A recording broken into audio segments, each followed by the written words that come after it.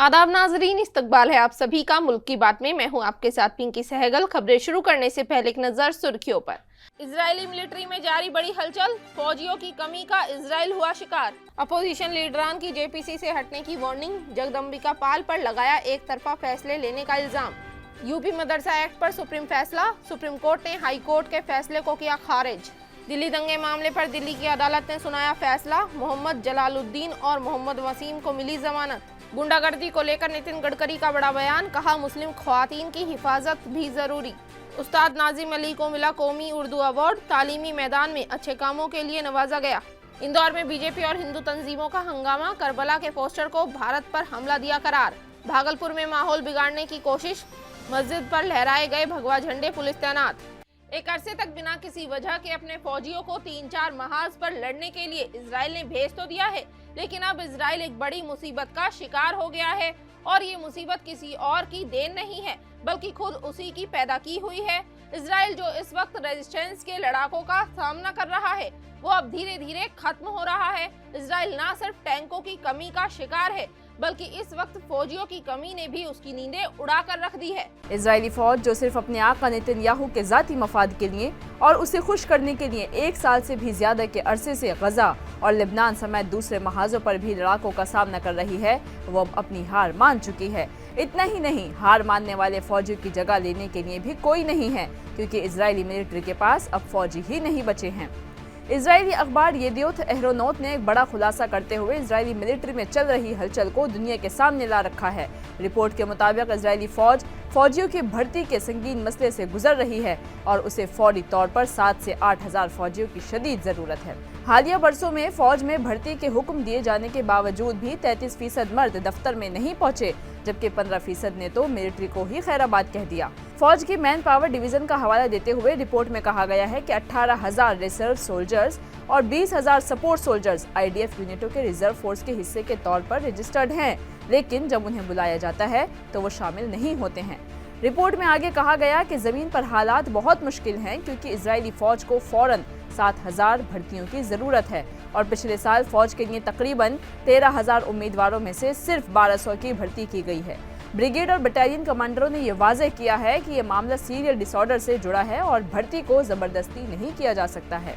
वहीं press TV की खबर के मुताबिक अक्टूबर में इजरायली आउटलेट हमाकॉम ने रिपोर्ट किया कि फौजियों की बढ़ती हुई तादाद खामोशी से मैदान जंग में वापस आने के अहकामात से इनकार कर रही है, जिसकी बड़ी वजह फिलिस्तीनी जंगजुओं की मज़ाहमत है।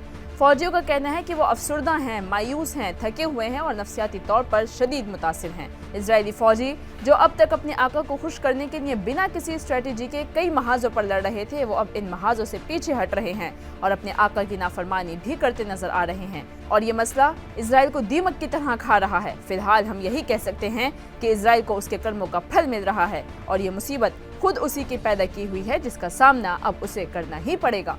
अपोजिशन के पार्लिमानी मेंबरान ने वक्फ तरमीमी बिल पर पार्लिमानी कमेटी के चेयरमैन और बीजेपी के रुकन पार्लियामेंट जगदम्बिका पाल पर एक तरफा फैसला सुनाने का इल्जाम लगाया है। वहीं इन अराकीन ने कमेटी से अलग होने की चेतावनी भी दी है। बताते चलें कि अपोजिशन मेंबरान पार्लियामेंट का इल्ज़ाम है कि जगदम्बिका पाल अपोजिशन की राय लिए बगैर एक तरफा फैसले कर रही हैं, जिसकी वजह से अपोजिशन मेंबरान पार्लियामेंट को बिल पर अपने ख्यालात का इजहार करने का मुनासिब मौका नहीं मिल रहा है। ज़राए के मुताबिक अपोजिशन लीडरों ने ओम बिरला को एक मुश्तरका खत लिखा है, जिसमें DMK के अंदी मुथु राजा, मोहम्मद जावेद और कांग्रेस के इमरान मसूद, AIM के असदुद्दीन ओवैसी, आम आदमी पार्टी के संजय सिंह और दूसरे लोगों ने दस्तखत किए हैं। इसमें TMC के कल्याण बनर्जी भी शामिल हैं। इस खत में मीटिंगों में एक तरफा फैसले लेने का इल्ज़ाम लगाया गया है और अपोजिशन मेंबरान पार्लियामेंट ने यह भी शिकायत की है कि जगदम्बिका पाल कभी कभी मुसलसल 3 दिन तक की मीटिंगों की तारीखें तय करते हैं और गवाहों को बुलाने का फैसला भी करते हैं।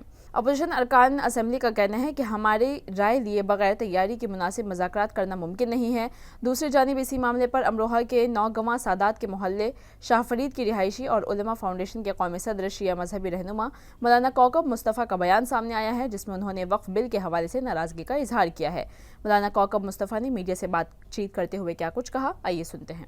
आज मेरी भारत सरकार से गुजारिश है कि जल्दी से जल्दी वक्फ संशोधन बिल 2024 पास किया जाए और जिन लोगों ने वक्फ की जायदादों को बर्बाद किया है, खाया है, लूटा है, उनके खिलाफ तत्काल FIR दर्ज करके उनको सख्त से सख्त सज़ा दिलाई जाए, ताकि ये सरकार की संपत्ति, कौम व मिल्लत की संपत्ति फिर से कामयाबी और कामरानी की तरफ मिल्लत इंसानियत को बढ़ा सके। उत्तर प्रदेश मदरसा एक्ट पर फैसला सुनाते हुए सुप्रीम कोर्ट ने इलाहाबाद हाई कोर्ट के फैसले को खारिज कर दिया है। सुप्रीम कोर्ट ने कहा है कि मदरसा एक्ट आइन की खिलाफ वर्जी नहीं है और ये एक्ट कानूनी और आईनी तौर पर दुरुस्त है। मालूमात के मुताबिक आपको बताते चलें कि सुप्रीम कोर्ट ने उत्तर प्रदेश मदरसा एजुकेशन बोर्ड एक्ट 2004 के आईनी जवाज़ को बरकरार रखा है, सिवाय कुछ दफ़ात के। इलाहाबाद हाई कोर्ट की लखनऊ बेंच ने 22 मार्च को यूपी मदरसा बोर्ड एक्ट को गैर आईनी करार दिया था। इसके बाद तलबा को नॉर्मल स्कूलों में दाखिला लेने का हुक्म जारी कर दिया गया था। हालांकि सुप्रीम कोर्ट ने आज इस फैसले पर रोक लगा दी है और हाई कोर्ट के फैसले को खारिज कर दिया है। सुप्रीम कोर्ट के फैसले के बाद ये वाज़ेह हो गया है कि यूपी में मदारिस चलते रहेंगे। सुप्रीम कोर्ट ने कहा है कि हुकूमत मदारिस में मेयारी तालीम के लिए उसे रेगुलेट कर सकती है। समाअत के दौरान national commission for protection of child rights ने भी सुप्रीम कोर्ट में अपने तहरीरी दलाइल में कहा कि मदारिस की तालीम मफाद के खिलाफ है। उत्तर प्रदेश में 16,000 से ज़्यादा मदारिस हैं और इनमें तकरीबन 17 लाख तलबा पढ़ते हैं। इस केस की समाअत चीफ जस्टिस DY चंद्रचूड़ की क़यादत वाली बेंच ने की। इस बेंच में जस्टिस JB पादरीवाला और मनोज मिश्रा भी शामिल रहे। 22 अक्टूबर को सुप्रीम कोर्ट ने अपना फैसला महफूज कर लिया था और आज यानी कि 5 नवंबर को फैसला सुनाया है। सुप्रीम कोर्ट के फैसले का कांग्रेस MP इमरान मसूद ने इस्तकबाल किया। इमरान मसूद ने कहा कि हम सुप्रीम कोर्ट के फैसले का इस्तकबाल करते हैं और इससे तलबा को राहत मिलेगी। साल 2004 में मुलायम सिंह यादव ने CM रहते हुए यह कानून यूपी हुकूमत से पास करवाया था। यूपी के मदरसों को लेकर सुप्रीम कोर्ट ने बड़ा फैसला सुनाया है। अब इसी मुद्दे को लेकर सियासी लीडरान और मजहबी रहनुमाओं के रद्दे अमल सामने आ रहे हैं। इस फैसले का इस्तकबाल करते हुए रहनुमाओं ने क्या कुछ कहा, सुनिए। मदरसों में आतंकवाद की पढ़ाई जाती है। ये सारे बयान देने वाले यही नफरती चिंटू थे, इन्हीं लोगों ने ये बयान दिए।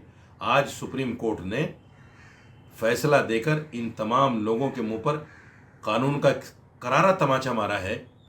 एक बात उनको भी अब सीखना चाहिए, माननीय प्रधानमंत्री जी को और भाजपा के नेताओं को, जो ये बटोगे कटोगे लड़कियों के बारे में जो अपमानजनक टिप्पणियां कर रहे हैं ना, ये फैसला उस नारे पर भी लागू होता है जिस तरीके से संविधान के अधिकारों, जो सेकुलरिज्म की रक्षा करता है, धर्म के आधार पे प्रधानमंत्री जी और लोग जो बंटने और कटने की बात कर रहे हैं, इससे सबक सीखिए। देश एक रहेगा तभी मजबूत रहेगा। राष्ट्र की एकता और अखंडता के लिए ज़रूरी है सब मिलजुल कर रहे हैं। मोटे तौर पर अगर ये देखा जाए तो ये एक अच्छा फैसला हुआ है।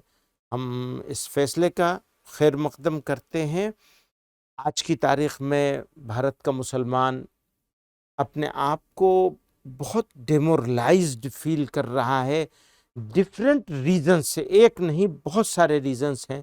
दिल्ली हाई कोर्ट ने 2020 के शुमाल मशरिकी दिल्ली दंगों के दौरान दिल्ली पुलिस के हेड कांस्टेबल रतन लाल के कत्ल मामले में 2 मुलजिमों को जमानत दे दी है। जलालुद्दीन की जमानत मंजूर करते हुए अदालत ने कहा कि मुकदमा 26 अक्टूबर 2020 से ज़ेरे इल्तिवा है, जिसकी वजह से मुलजमान फैसले से कब्ल 3 साल और 7 माह की सज़ा काट रहे हैं। अदालत ने कहा कि ये कहने की ज़रूरत नहीं है कि उसके जुर्म पर फैसला करने में काफ़ी वक्त लग रहा है। इसके पेश नज़र ये देखा गया है कि दरख्वास्त गुजार को गैर मुअय्यना मुद्दत तक जेल में नहीं रखा जा सकता, क्योंकि ऐसा करना आईन हिंद के आर्टिकल 21 के तहत इसके बुनियादी हक की खिलाफ वर्जी होगा।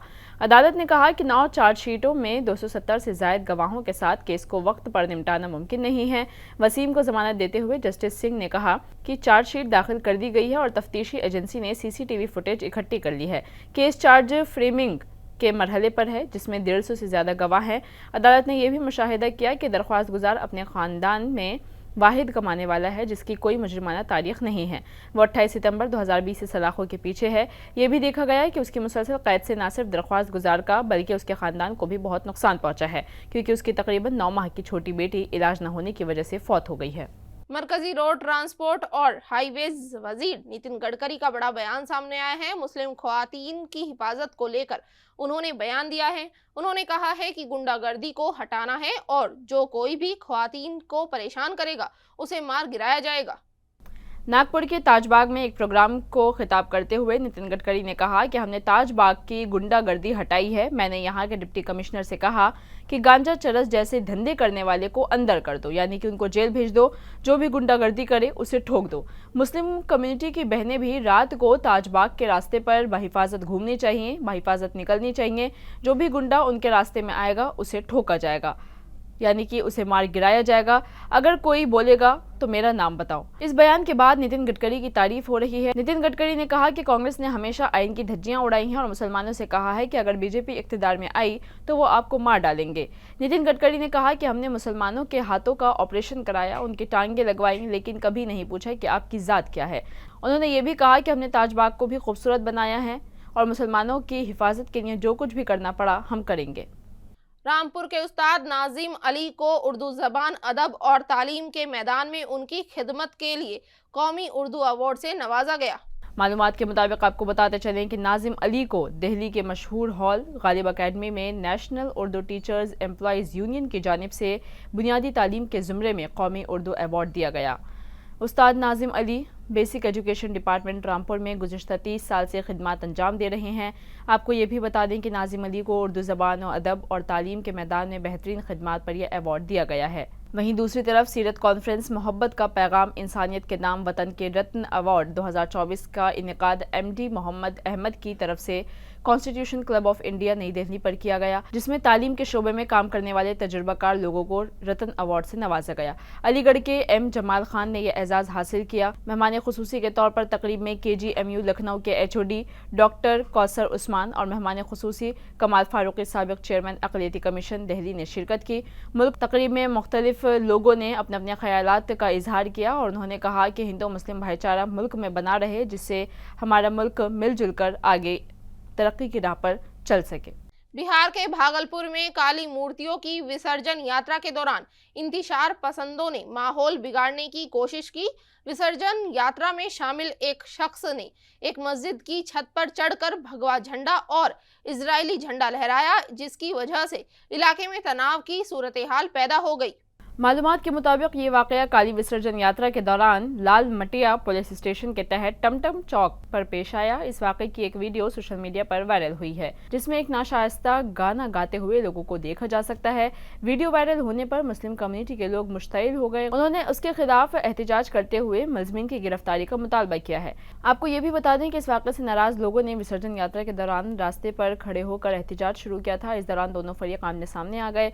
वाकये के बाद पुलिस की भारी नफरी मौके पर पहुंच गई। माहौल को कशीदा होते देखकर पुलिस के आला अफसरान भी मौके पर पहुंच गए। उन्होंने एहतजाज करने वाले लोगों को समझाया और मुलज़मान के खिलाफ कार्रवाई का यकीन दिलाया, जिसके बाद मुजाहिरीन वहां से वापस चले गए। फिलहाल इलाके में भारी पुलिस नफरी तैनात कर दी गई है और सूरत हाल पुरअमन है। इंदौर शहर के छतरीपुरा थाना इलाके में एक पोस्टर को लेकर तनाजा खड़ा हो गया है। बीजेपी और अलग अलग हिंदू तंजीमों ने करबला का पोस्टर सोशल मीडिया पर शेयर कर उसकी मुखालफत की है। दरअसल ये पोस्टर तकरीबन 3 माह पहले मुहर्रम के मौके पर लगाया गया था। अब इस पर एक तनाज़ा खड़ा हो गया है। फेसबुक पर पोस्टर शेयर करते हुए बीजेपी MLA मालिनी गौड़ के बेटे एकलव्य गौड़ ने लिखा कि ग़ज़वा हिंद का पोस्टर इंदौर के कागदीपुरा इलाके में लगाया गया है। दहशत की तस्वीर कशी करने वाला ये पोस्टर इंतज़ामिया और अमन व अमान का मजाक उड़ाता है। ये पोस्टर लगाने की इजाज़त किस बुनियाद पर दी गई है? इंतजामिया से दरख्वास्त है कि इसका फौरी नोटिस लें और बागियों के खिलाफ सख्त कार्रवाई की जाए। ऐसे में एकलव्य गौड़ नामी एक हिंदू कारकुन ने ऐसी ही बातें लिखकर फेसबुक पर इस पोस्टर को शेयर किया है। इसके बाद सोशल मीडिया पर बहुत से लोगों ने इस पोस्टर की मुखालफत शुरू कर दी है। एक अवामी बयान देते हुए विश्व हिंदू परिषद के रहनुमा संतोष शर्मा ने कहा कि हिंदुस्तान पर हमला क्या है? हिंदुस्तान हिंदुओं की जगह है। आज हिंदुस्तान दुनिया में मजबूती से खड़ा है। इंदौर के मकामी मुसलमानों का कहना है कि समाज दुश्मन अनासिर सोशल मीडिया पर इंतशार फैला रहे हैं। हम इंतजामिया से मुतालबा करते हैं कि इस पोस्टर को वायरल करने वाले सोशल मीडिया अकाउंट के खिलाफ कार्रवाई की जाए। इस पोस्टर का ग़ज़वा हिंद से कोई ताल्लुक नहीं है। ये पोस्टर करबला का है और इस पोस्टर का ताल्लुक शिया बिरादरी से है। हालांकि तनाज़े से बचने के लिए पोस्टर हटा दिया गया है। डेंगू की वबा दुनिया के कई मुल्कों में तशवीश का बाइस बनती जा रही है। आलमी इदारा सेहत यानी कि WHO की ताज़ा रिपोर्ट के मुताबिक डेंगू पूरी दुनिया में तबाही मचा रहा है। पिछले साल के मुकाबले में इस साल अब तक डेंगू के 2 गुना से ज़्यादा केसेस सामने आ चुके हैं। 2023 में डेंगू के 65 लाख केसेस रिपोर्ट हुए थे, जबकि इस साल अब तक 1.27 करोड़ केसेस रिपोर्ट हो चुके हैं। डेंगू इन्फेक्शन इंडिया समेत कई ममालिक में भी तेजी से फैल रहा है। इस साल अब तक डेंगू की वजह से 8,700 से ज्यादा लोग हलाक हो चुके हैं। दुनिया की आबादी मुतासिर हो सकती है और डेंगू और इससे मुताल्लिका वायरस का खतरा 2050 तक बढ़कर 5 अरब तक पहुंच जाएगा। अफ्रीका, अमेरिका और जनूब मशरकी एशिया समेत 100 से ज्यादा ममालिक डेंगू से शदीद मुतासिर हैं। डेंगू अब यूरोप और अमेरिका के नए इलाकों में भी फैलना शुरू हो गया है। WHO ने कहा है कि डेंगू एक जानलेवा मर्ज बन चुका है। इसके खतरात को नजरअंदाज करना खतरनाक हो सकता है। गुज़िश्ता साल Indian institute of science Bangalore के साइंसदानों ने एक तहकीक में बताया था कि भारत में डेंगू पिछले चंद दहाइयों में ज्यादा ताकतवर हो गया है।